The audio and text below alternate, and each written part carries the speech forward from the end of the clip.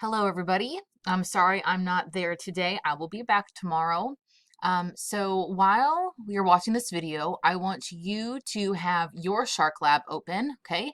And what we're going to do together is we're going to go through the answers and make sure you have everything straight, okay?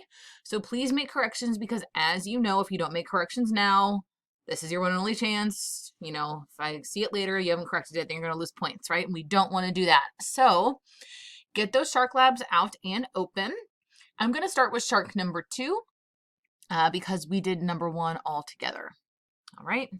So for number 2, using my dichotomous key, it is not kite-like. It has a pelvic fin present. If we count it, it has 5 gill slits, which takes us to the next one, and it has 2 dorsal fins. Its mouth is on the underside of its head, not on the front. It's underneath. Its head is not expanded. The top half of the caudal fin is a different size than the bottom half, okay? The dorsal fin here is regular length. The caudal fin is very, very long, okay? And so that was step 9, almost the entire length of its body. And so this would be family Elapidae. I think that's how you would say that. Sure, okay. So that one, boom, goes there. Okay, here we go. Number 3. It is not kite-like in shape if viewed from the top. It has, so I go to step 2, pelvic fin absent and nose saw-like. Oh, yep, there's no pelvic fin and the nose is saw-like, so that's going to be Pristiophoridae. This one right here, okay, put that right there. Great. Number 4, its body is not kite-like in shape. It has a pelvic fin present. It has 1, 2, 3, 4, 5 gill slits. It has 2 dorsal fins. It has a mouth on the underside of the head. Its head is not expanded. The top half of the caudal fin is not the same, so it's a different size. The first dorsal fin is very long. I would say no, that's not it, right? This is not half the length of its body, so that would be a no. So I'm at statement 9 here. On the caudal fin, this is a regular length. Going to statement 10, does not have a long needle-like nose. It's got a nose without a long point. Now I'm down to 11. And for this one, I'm looking for, does it have another fin down here, an anal fin? Yes, it does. So that would be Carcharhinidae. Yeah, this one. Okay. So I'm going to drag that, drop that. Okay. Number 5. It is not kite-like in shape. It has a pelvic fin. It has 5 gill slits. It has 1 dorsal fin. So that puts me at step 4, which is family Scylorhinidae. All right. Number 6, it is not kite-like in shape. It does have a pelvic fin. Yes, it does. It has 5 gill slits. It has 2 dorsal fins. And where's the mouth? It is at the front of the snout. So that would be Rhinocodontidae. Rhino means nose. That kind of makes sense. Okay, there we go.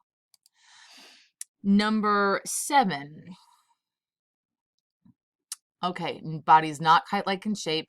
It does have a pelvic fin. It has 5 gill slits.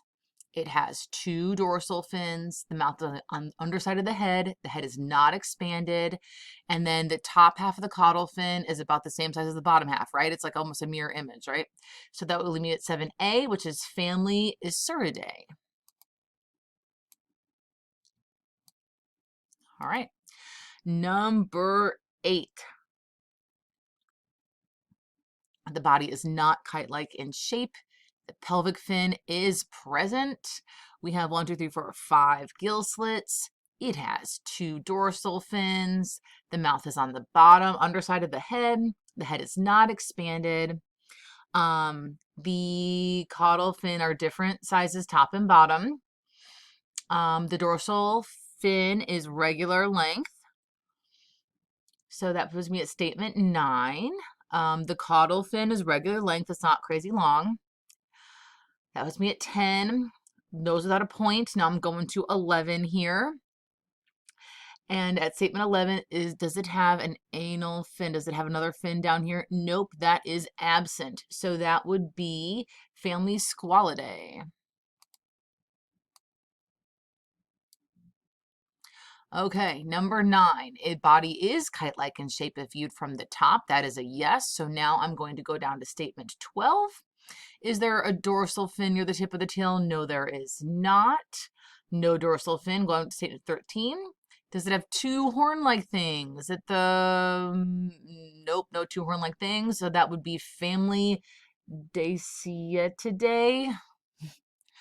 I know you all don't know how to say these, and neither do I necessarily, okay? But we'll go with this one here, okay? Number 10, not a kite from the top. It has a pelvic fin. It has 1, 2, 3, 4, 5, I believe. 5 fins, 5 slits. Yep, 5 slits. It has 2 dorsal fins. It has a mouth underside its head. The head is not expanded. I would say the top half of the caudal fin is different. Is the dorsal fin very long? No, it's regular. The caudal fin would be a regular length. Now I'm to step 10, a long needle-like nose. That's for sure, yes, it does have a long needle-like nose. So that's going to be the Scapanorhynchidae. Okay, so we'll go with that one. Put that one there. Great. All right, number 11, not like a kite. It has a pelvic fin. It has 5 gill slits. It has 2 dorsal fins. It has a mouth underside of the head. Its head is not expanded. What's next? The top part of the caudal fin is different than the bottom fin. And then first dorsal fin is very long, almost half the length of his body. Yep, check this sucker out. It's super duper long. So that's a yes on step, what is that?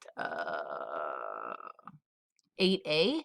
And so that's the family PSU Pseudotriachidae. All right, there we go. Number 12, body not kite-like. It does have a pelvic fin, but this one, 1, 2, 3, 4, 5, 6, has 6 gill slits. So that's a nice quick one. Family Hexanchidae. Alrighty. All right. Number 13, not kite-like, pelvic fin present. It has 5 gill slits, 2 dorsal fins, mouth on the other underside of head. Step 6, head expanded on side with eyes at end of expansion. Sure is, right? That's a hammerhead shark. But the family name for hammerhead shark would be family Scyphmidae. Okay. And then obviously by process of elimination, this last one must be true, but just to walk us through it, the body is in kite-like shape. So we go to statement 12. There is no dorsal fin near the tip of the tail. So we go to 13. Does it have 2 horn-like appendages at the front? Yes, it does. So that gives us our last one here. Okay, so there you have it. There are your answers. Hopefully yours look the same. And if they didn't, hopefully they do now. And I hope you understand how to use a dichotomous key.